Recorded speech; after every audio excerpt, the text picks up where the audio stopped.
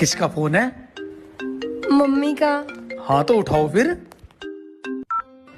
Speaker पे डालो, मैं भी तो सुनूं। तुम माँ बेटी क्या बात करती हो? मम्मी नमस्ते। नमस्ते बेटी, और कैसी है? मैं बिल्कुल ठीक। वो नल्ला चिंदी चोर कैसा है? चिंदी चोर कौन? अरे वही नालायक तेरा पति। अरे बोलना, चुप क्यों हो गई? हाँ माँ, वो भी बिल्कुल ठीक है। वो हराम खाओ तुझे परेशान तो नहीं करता? बता दियो मुझे, खाल खींच लूंगी उसकी। अरे माँ, मावा कुछ नहीं, बता दियो मुझे। ज्यादा आओ जाओ करे ना, तेरे भाइयों को भेज के उसके हाथ पैर तोड़वा दूंगी। मेरी बात तो सुनो। बात सुन तू मेरी। मुझे वो काला बसंत बिल्कुल पसंद नहीं है। तेरे बाप ने तेरी जबरदस्ती से शादी करवा दी, वरना अरे लेकिन- मैं तो उसे पहले देख तेरी चट कर देती। सुन बेटी, दब के बिल्कुल मत रहियो। अभी तेरी माँ जिंदा है, और सुन, कुछ भी काम करने की तो बिल्कुल जरूरत नहीं है, समझी ना? अरे मम्मी, मेरी बात तो सुनो। अपने दामाद से बात कर लो, वो भी यहीं है और फोन भी।